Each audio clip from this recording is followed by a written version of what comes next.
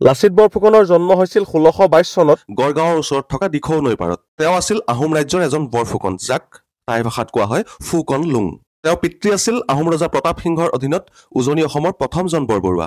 মাতৃৰ নাম আছিল নাংলা চেঙাইদেউ। লাচিত বৰফুকনে কিন্তু একেদিনাই বৰফুকনৰ পদ লাভ কৰা নাছিল। প্ৰথমতে ঘোঁৰা বৰুৱা, দুলীয়া বৰবৰুৱা, শিমলুগুৰীয়া ফুকন, দোলাকাষৰীয়া বৰুৱা আদি বিভিন্ন পদত নিজৰ দক্ষতা আৰু কৰ্ম নিপুণতা প্ৰদৰ্শন কৰিছিল। শেষত 1669 চনত আহোম স্বৰ্গদেউ চক্ৰধ্বজ সিংহই তেওঁক বৰফুকন আৰু আহোম সৈন্যৰ সেনাপতি হিচাপে নিযুক্ত কৰে। লাচিত বৰফুকনৰ ইতিহাসৰ আটাইতকৈ গুৰুত্বপূৰ্ণ অধ্যায়টো হ'ল শৰাইঘাটৰ যুদ্ধ। এই যুদ্ধ মোগল সাম্ৰাজ্যই অসম অধিকাৰ কৰাৰ বাবে কৰা শেষ আৰু বৃহৎ প্ৰচেষ্টা। যিহেতু শৰাইঘাটৰ জলপথ সংকীৰ্ণ, সেইবাবে আহোম সৈন্যৰ সৰু সৰু নাওবোৰে মোগলৰ বৃহৎ যুদ্ধ জাহাজবিলাকক সহজতে আগুৰি ধৰিব পাৰিছিল। যুদ্ধৰ পূৰ্বে মোগলৰ আক্ৰমণৰ বাবে ব্ৰহ্মপুত্ৰৰ ওপৰত নিৰ্মাণ কৰিবলগীয়া মথাউৰিৰ কামত পলম কৰাৰ বাবে নিজৰ মোমায়েকক শিৰচ্ছেদ কৰি লাচিতে কৈছিল যে দেশতকৈ মোমাই ডাঙৰ নহয়। সেই যুদ্ধত লাচিতৰ নেতৃত্বত আহোম সৈন্যই পৰাক্ৰমী মোগলক চূড়ান্তভাৱে পৰাস্ত কৰি অসমৰ পৰা একেবাৰে আঁতৰাই পঠাইছিল।